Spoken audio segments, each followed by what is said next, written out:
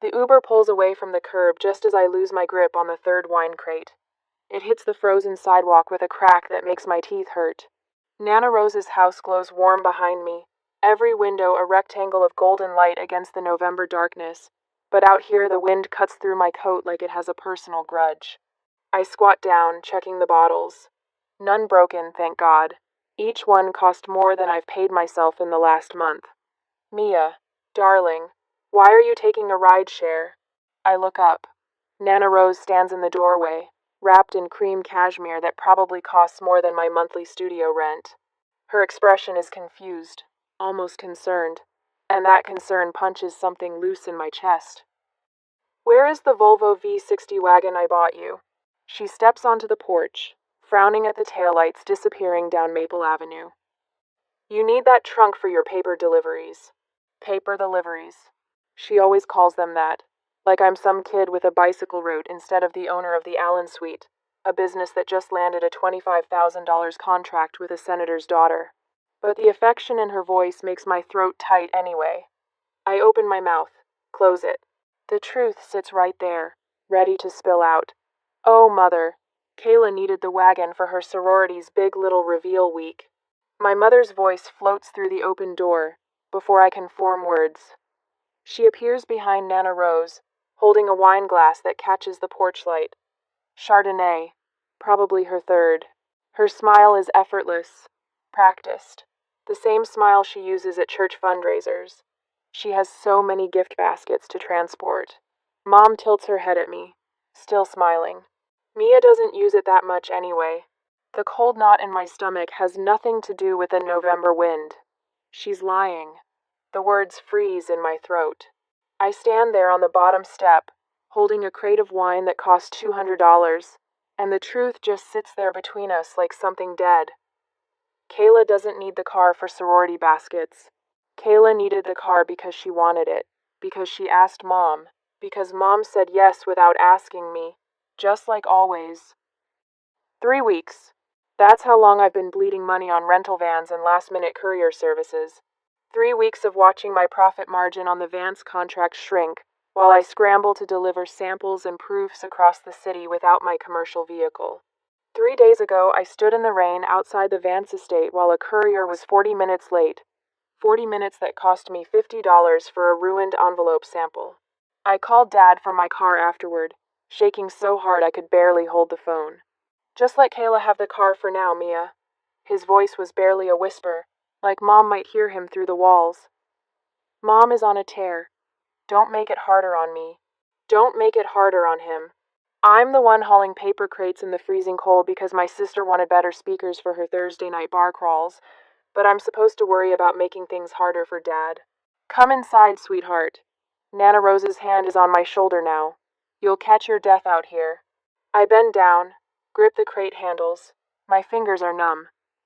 The other 2 crates sit by the door, full of wine and hostess gifts I bought with money I should have spent on new portfolio samples. Money I don't have because I've been paying strangers to do deliveries that should cost me nothing but gas. Mom holds the door open, still smiling that perfect smile.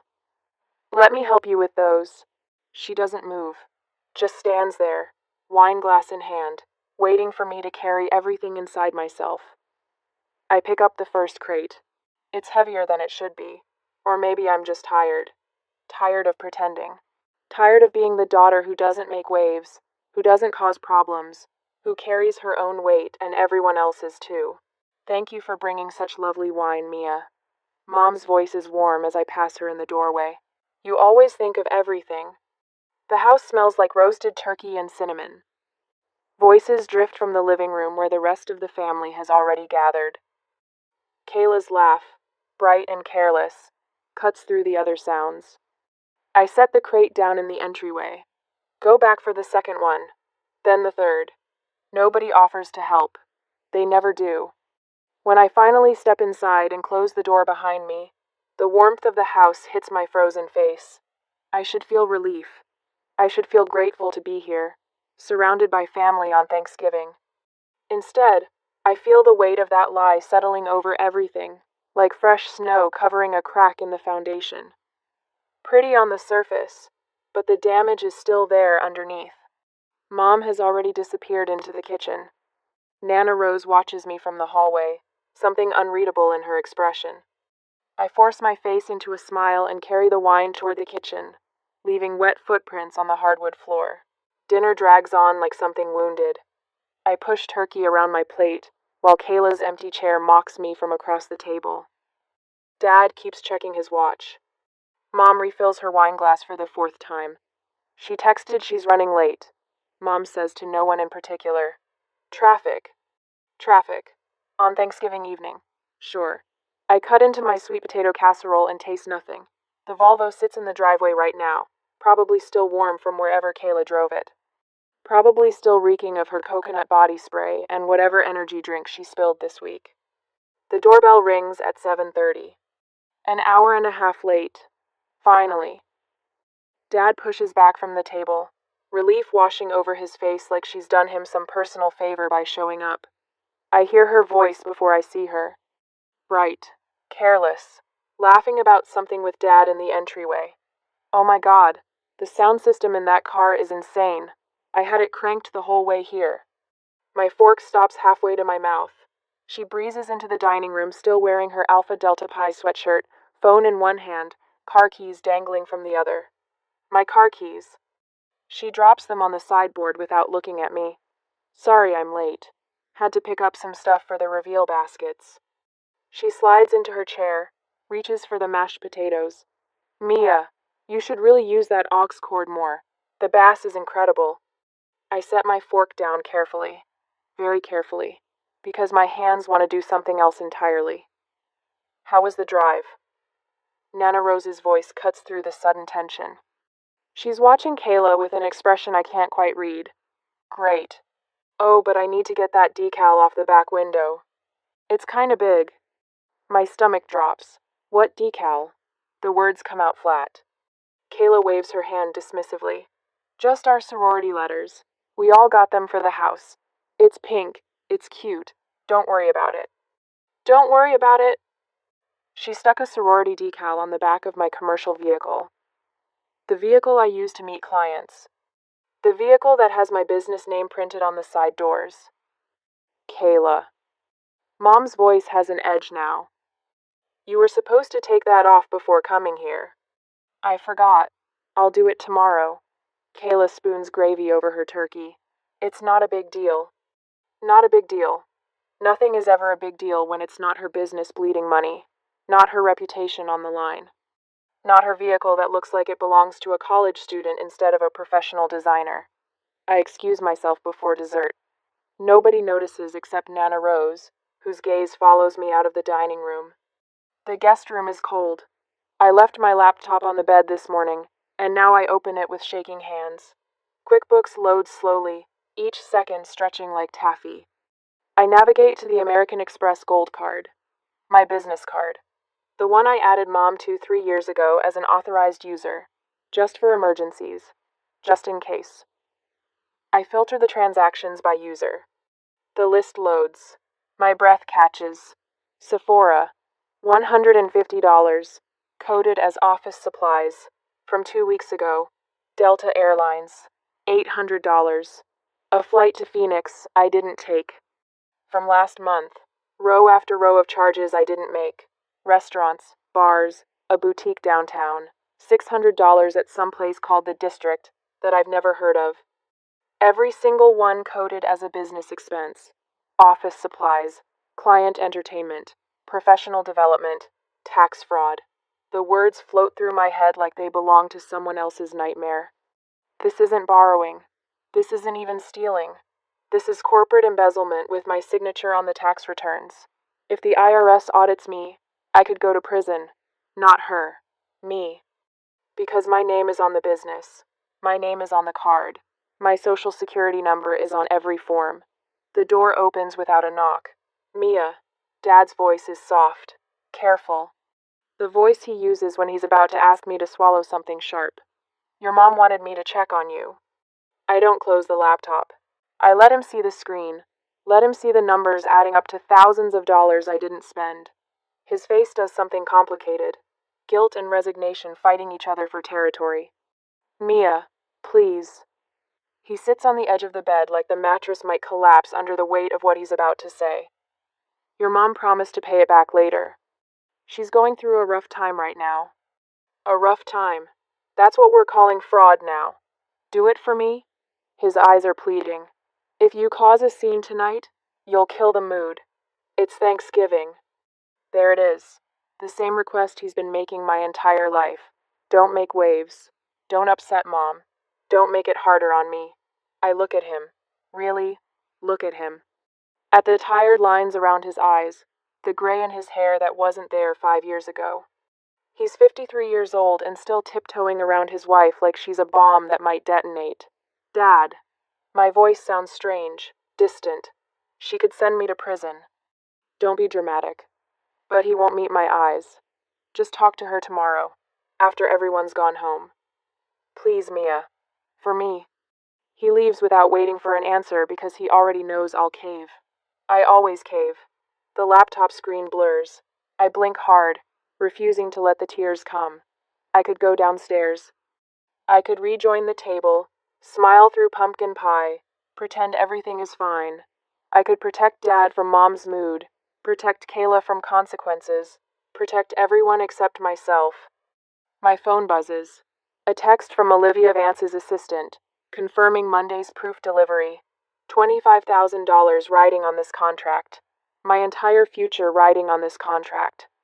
I close the laptop, pick it up, walk out of the guest room. The back porch is empty except for Nana Rose, who stands by the railing with a thin cigarette. I've never seen her smoke before. The cherry glows red in the darkness. I didn't know you smoked, I say. Only on holidays, she says, though I suspect dealing with her daughter counts as a holiday in its own twisted way. She doesn't look at me, when my daughter is particularly unbearable. I almost laugh.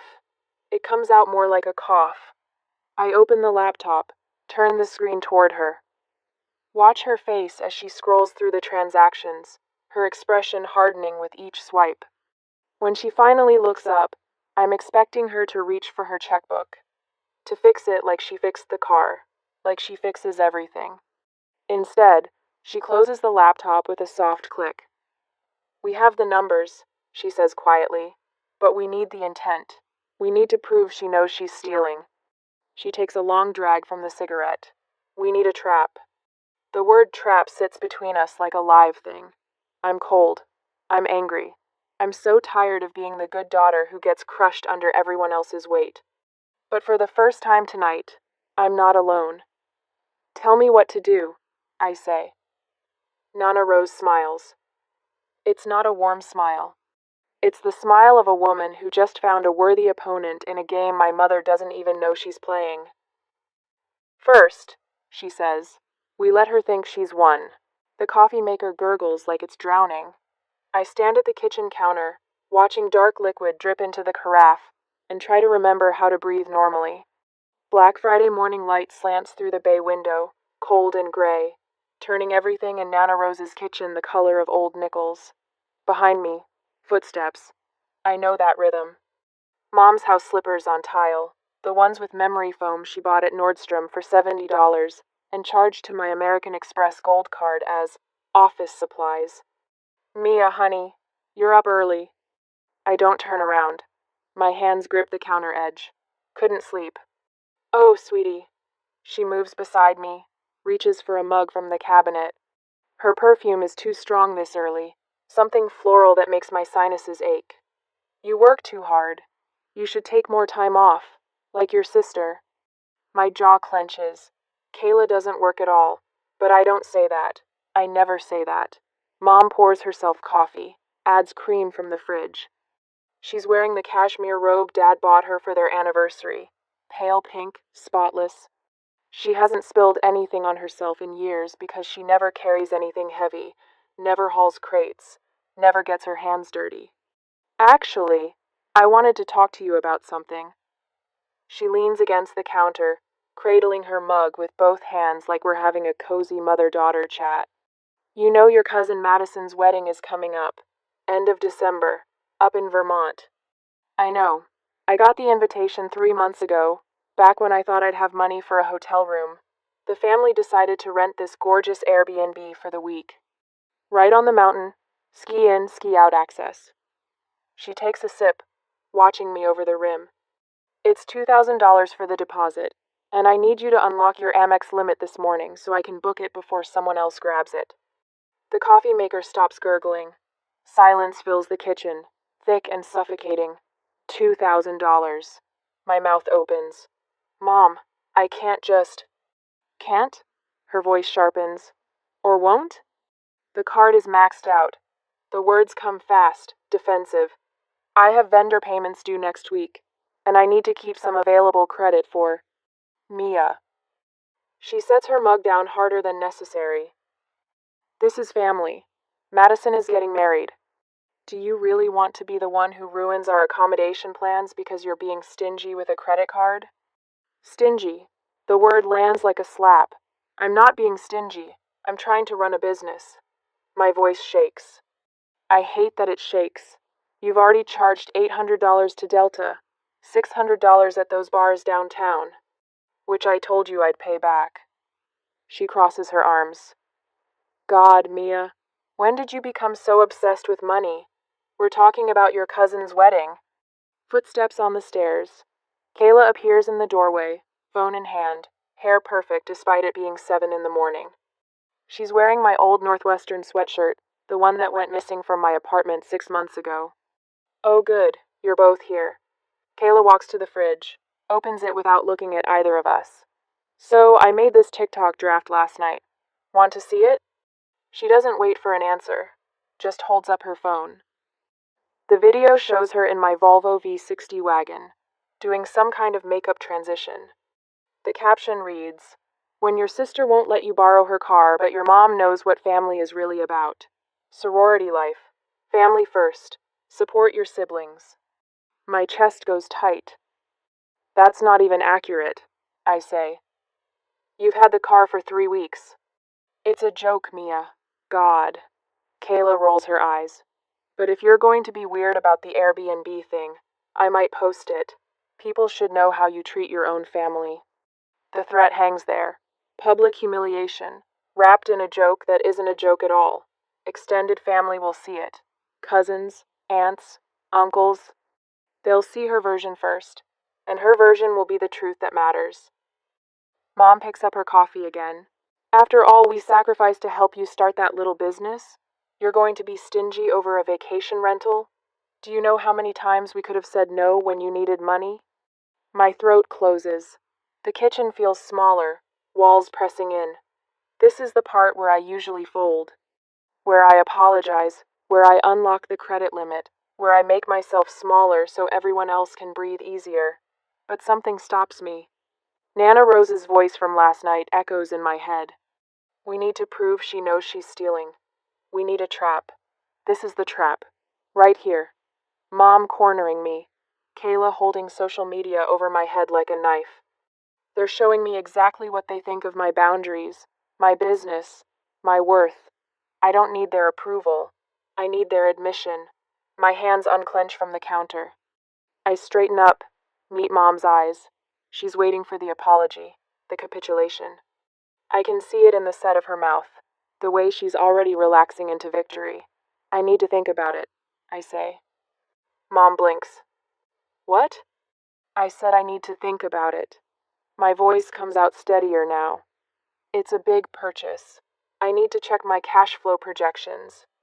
Kayla laughs, sharp and mean. Cash flow projections? It's $2,000, Mia. Not a down payment on a house. For my business, it's a significant amount. I turn toward the doorway. I'll let you know by tonight. I don't run. I walk.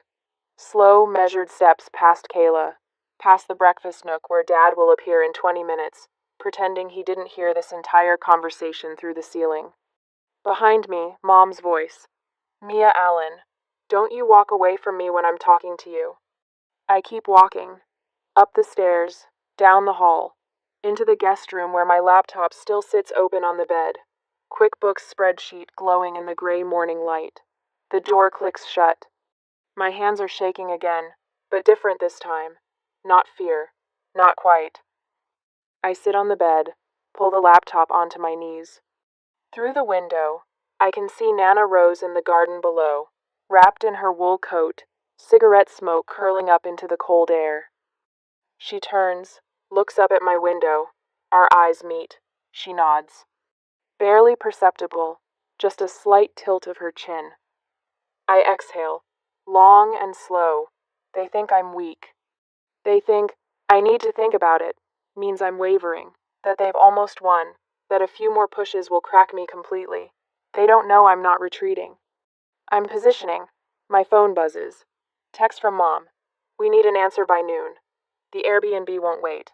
I don't respond. Just set the phone face down on the nightstand and open a new document on my laptop. The morning light grows stronger, less gray. Somewhere downstairs, Kayla's laugh rings out. Dad's voice joins the conversation, probably smoothing things over, probably telling Mom to give me space, probably making everything worse by making it easier. But up here, in this room, I'm writing down exactly what was said, word for word, time-stamped, documented. They want me to think about it? I'm thinking about it. Just not the way they expect. I wait an hour, long enough for them to think I've sulked in the guest room like I always do. Long enough for Mom to refill her wine glass and settle into that smug satisfaction she gets when she thinks she's won. My hands shake as I stand at the guest room mirror, not from fear, from the effort of keeping everything locked down when all I want to do is scream. The reflection staring back at me looks exhausted, defeated. Perfect. I practice the slump in my shoulders one more time, the way my voice should crack just slightly, like I'm trying not to cry. Nana Rose's words from this afternoon echo in my head. We need her to confess in writing. We need her to believe she's untouchable. The hallway is quiet when I step out. I can hear them in the living room. Kayla's laugh, Mom's voice, lower now, probably complaining about me to Dad. The usual soundtrack of my life. I pause at the top of the stairs. My phone sits heavy in my pocket, already set to save screenshots automatically. Everything has to look natural, submissive, like the Mia they expect. When I walk into the living room, I make sure my footsteps are soft, apologetic. Mom looks up from the couch where she sits with Kayla. Dad's in his recliner, newspaper open but not reading it. They all turn to look at me, and I can see it in their faces. That wary alertness, waiting to see which Mia I'll be, the difficult one or the doormat. I give them the doormat. Mom, my voice comes out exactly right. Tired, a little shaky. I'm sorry. Kayla's eyebrows go up. Mom sets down her wine glass slowly, like she's afraid sudden movements might spook me back into resistance. I've been really stressed about work. I continue, looking at the carpet instead of at her. The Vance contract has me all twisted up. You're right. I'm being ridiculous about the Airbnb. The silence stretches just long enough. Then Mom's face softens into that smile. The one that used to make me feel warm inside when I was little. Now it just makes my stomach hurt. Oh, sweetheart. She stands, crosses to me. Her hand on my arm feels like a brand. I know how hard you've been working. We all do. Dad folds his newspaper, relief washing over his features. Crisis averted, peace maintained, his whole world back in balance. I'll authorize the charge, I say. Each word costs something, not because I mean them, but because I know what comes next and it makes me want to throw up. Just tell me the total. Mom pulls me into a hug that smells like Chardonnay and expensive perfume. Over her shoulder, I see Kayla exchange a glance with Dad. Triumphant. They've broken me again. Put me back in my place. Good. $2,000 for the Airbnb, Mom says, releasing me. She's already reaching for her phone, probably to book it before I change my mind. I'll send you the confirmation. I nod, force my shoulders to stay slumped. Okay. See? Dad's voice has that proud edge now. I knew you'd be reasonable, Mia. Family takes care of each other. Family takes care of each other. The words sit in my mouth like ash. Mom settles back onto the couch, her whole body language different now. Relaxed, confident. She's already won, so what's one more ask? Actually, since you're being so understanding, She glances at Kayla, then back at me. Kayla also needs $1,500 for her spring sorority dues. They're due by Monday, or she gets a late fee. My heart stops, then starts again, faster. This is it. The moment Nana Rose predicted. The overreach. Kayla nods eagerly, leaning forward. It's not my fault. They sent the email like 2 weeks ago, but I've been so busy with exams I forgot to mention it. Too busy to mention $1,500. Too busy while driving my car to bars and ruining my portfolio samples. I make myself wait. Count to 3. Let the silence build just enough that they think I might push back. Okay. The word comes out small. Defeated. I can do that. Mom's smile widens. She thinks she's got me now. Thinks I've crumbled completely. But I hesitate, like I'm afraid to even bring it up. My accountant has been really on my back about audits. Can you just text me exactly what that $1,500 is for? I need to code it as training expenses, or something, so I don't get in trouble with the IRS. It's brilliant because it sounds so reasonable, so careful, like I'm trying to protect myself from the accountant, not from them. Mom doesn't even pause. Of course, honey. That's very responsible of you. She pulls out her phone immediately. No hesitation, no suspicion, just that absolute confidence that she's entitled to my money, that this is how things work. My phone buzzes in my pocket 30 seconds later. I pull it out, hands steady now. The text fills the screen. Stop worrying. Yes, take the $1,500 for Kayla's sorority dues. It's family money anyway. Just send it. Family money anyway. There it is. Black and white. Her own words admitting she doesn't think of my business account as mine at all. Just family money. Just something she's entitled to spend. I read it twice. Screenshot already saved automatically to 3 different folders. Got it, I say softly. I look up at Mom, force my face into something like relief. Thank you for understanding about the coding. Of course, she waves a hand. We don't want you getting audited. That would be a nightmare. The irony would be funny if it didn't make me want to scream. I pull up the American Express app while they watch. Process the charge right there in front of them. $1,500 for Kayla's sorority dues. Coded as miscellaneous business expense. Done, I tell Kayla. It'll post in a few minutes. She actually squeals. Jumps up and hugs me, her perfume overwhelming. Thank you, thank you. You're the best sister ever. The best sister ever. The one she treats like an ATM machine. Well, I'm glad that's all settled. Dad stands, stretching. Who wants pie? Just like that. Crisis resolved. Family harmony restored. They move toward the kitchen like nothing happened, like they didn't just hand me enough evidence to destroy them. Mom pauses at the doorway, looks back at me. Coming, sweetie? In a minute. I gesture to my phone. I need to email my accountant real quick. Let him know I coded the expenses. Always so responsible. She smiles one more time, then disappears into the kitchen with the others.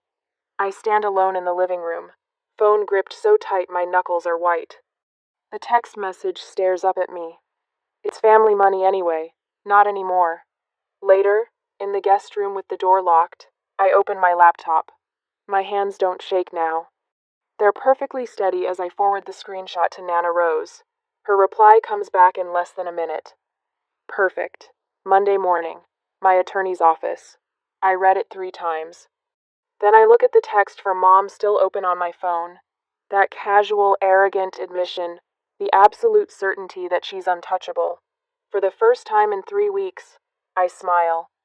Not the fake, exhausted smile I've been wearing like armor. A real one. They think they broke me. They think I surrendered. They have no idea what's coming Monday morning. I open a draft reply to Mom. Thank you for being so understanding about everything. I really appreciate you. My finger hovers over the send button. Then I delete it. Every word. She doesn't deserve my gratitude. Not even fake gratitude. I close the laptop and lie back on the bed, phone dark beside me. Downstairs, I can hear their voices. laughing, celebrating, already spending money that isn't theirs. Let them celebrate. Let them think they won. Monday is only 3 days away. The call comes at 9:30 Monday morning while I'm reviewing proof sheets for an anniversary dinner client. Mom's name flashes on my screen, and for half a second I consider letting it go to voicemail. But that would tip my hand too early. Mia. Her voice has that edge I know too well. Irritation wrapped in forced patience. My card was declined at Whole Foods. I'm standing here with a full cart, and the cashier is staring at me like I'm some kind of deadbeat. I set down my loop. Keep my voice neutral. Meet me at the studio. What? Mia, just fix whatever mistake you made with the account. I have groceries that need to be refrigerated. The studio. 1 hour. I hang up before she can argue. My hands are steady as I pull up the contact for Nana Rose's attorney. He answers on the second ring, and I can hear the smile in his voice when I tell him it's time. 50 minutes later, I watch through the studio's front window as Mom's Mercedes pulls into the lot. Right behind her, my Volvo V60 bumps over the curb, parking crookedly next to the Mercedes. Kayla is at the wheel. Of course she is. They hunt in pairs, and apparently, she couldn't even be bothered to ride with Mom when she had my gas tank to burn. The conference room looks different today, more formal. Nana Rose sits at the head of the table in a steel gray suit that probably cost more than Kayla's entire wardrobe. The attorney, Marcus Barrett, has his briefcase open beside him, documents already arranged in neat stacks. I take the chair at Nana Rose's right hand. My pulse is hammering, but my face feels cold, distant, like I'm watching someone else's life unfold. Mom's heels click sharp against the tile floor. The studio door opens and she strides in, Kayla trailing behind with her phone out. They both stop dead when they see the setup. What is this? Mom's eyes dart from Nana Rose to the attorney to me. Mia, I don't have time for one of your dramatic little productions. Just fix the card. Sit down, Brenda. Nana Rose's voice could freeze water. Something in her tone makes Mom obey. She lowers herself into the chair across from me, movement stiff. Kayla sits too, finally looking up from her phone. I slide the printed packet across the polished wood. It lands in front of Mom with a soft thump. QuickBooks fraud report. Every unauthorized transaction highlighted in yellow. 15 pages of theft. Coded and categorized. What am I looking at? Mom's fingers hover over the pages like they might bite. Evidence. I pull out my phone, tap twice, and a screenshot fills the conference room's wall-mounted screen. Her text message from Thanksgiving weekend, blown up so large every word looks like an accusation. Stop worrying. Yes, take the $1,500 for Kayla's sorority dues. It's family money anyway. Just send it. Kayla's face goes white.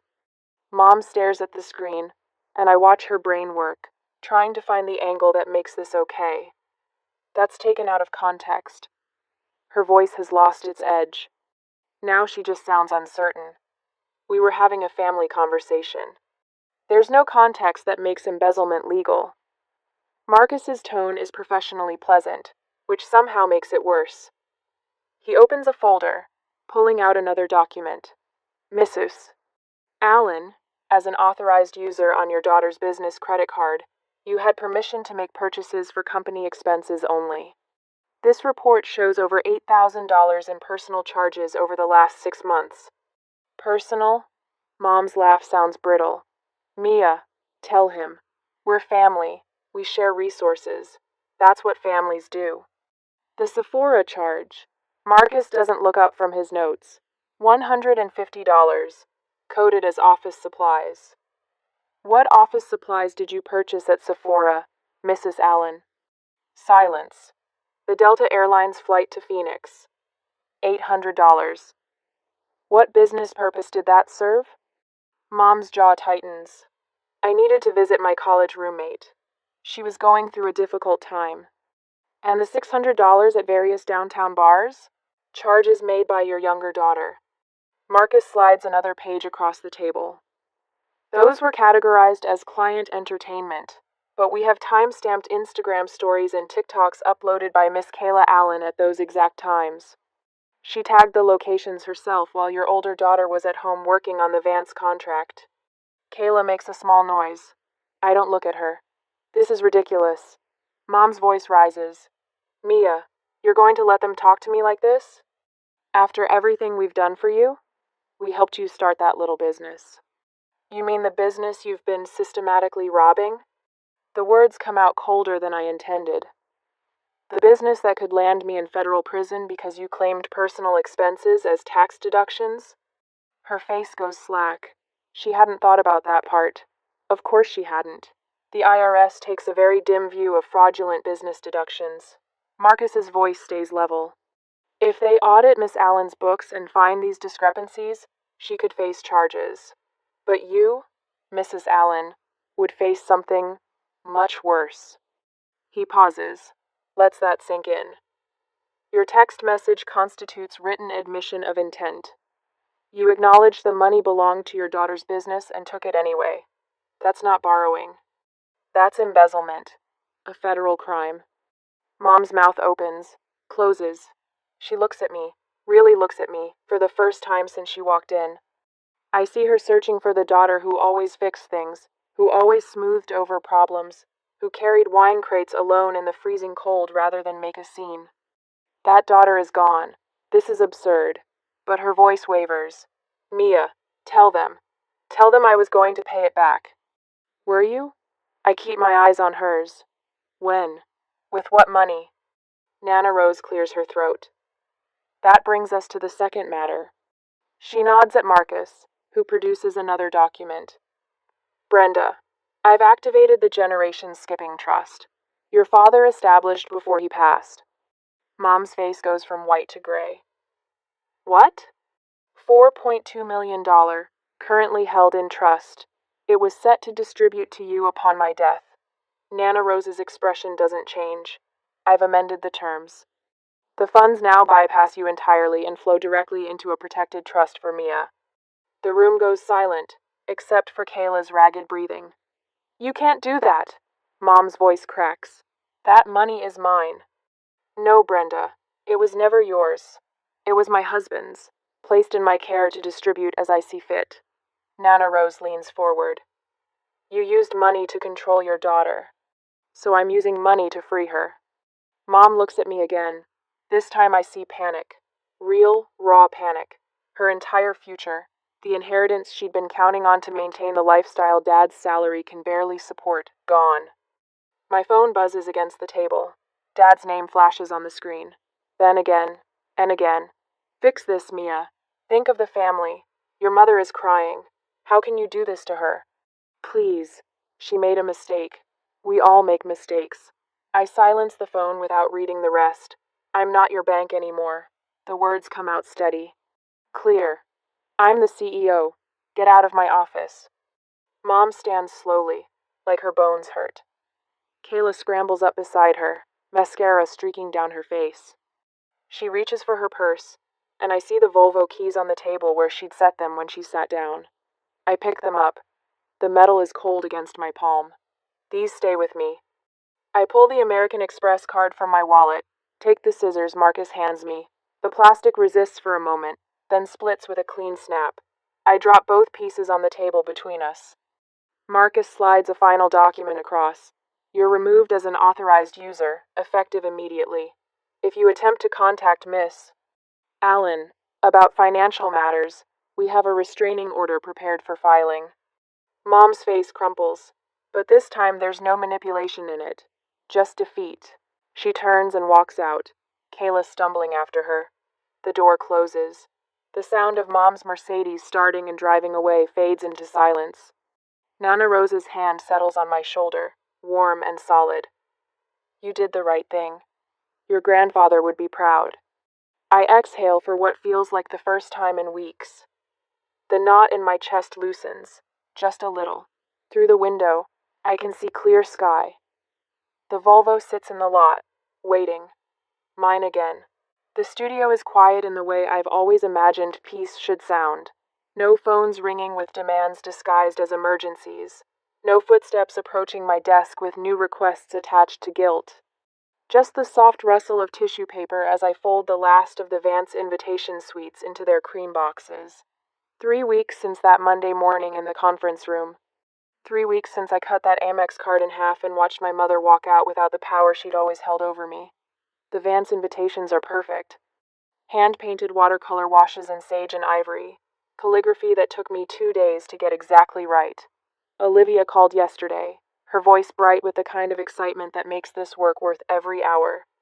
The senator's daughter doesn't throw around compliments, but she did yesterday, said her mother cried when she saw the final proofs. $25,000, paid in full. In my account, not bleeding out through unauthorized charges to Sephora or Delta Airlines. I tape the last box closed and carry the stack toward the door. My arms are strong enough now that I don't have to make 2 trips. Strong enough that I don't need to ask anyone for help. The parking lot is empty, except for my Volvo V60. It gleams under the afternoon sun, the rear windshield clear and unmarked. Took me an hour with a razor blade and rubbing alcohol to remove that pink sorority decal. The glass is so clean now I can see straight through to the back seat, where my actual portfolio samples sit protected in their leather case. No sticky Red Bull residue. No evidence that anyone ever treated this vehicle like their personal property. I load the boxes into the trunk, the space organized exactly how I need it. Client samples on the left, shipping supplies on the right, emergency kit in the back corner. This is my car, my business, my carefully built life. My phone buzzes in my pocket. I pull it out, see Kayla's name on the screen. A text message, probably another request for money dressed up as a sister asking a favor. The old Mia would have opened it immediately. Would have read every word, analyzing the request, calculating whether I could afford it, wondering if refusing would make me the villain in some family story I wasn't even part of anymore. The new Mia swipes left and deletes the thread without reading a single word. No guilt, no second guessing, just gone. I slip the phone back into my pocket and breathe. The air is cold enough to see my breath, but it doesn't bite the way it did that Thanksgiving night when I stood on Nana Rose's porch holding wine crates nobody offered to help carry. Tonight I'm having dinner with Nana Rose again. We do that now, every Wednesday. She told me last week that watching me walk into that conference room with evidence instead of apologies was the proudest she'd ever been of anyone. She gave me a gift at our last dinner, a frame holding the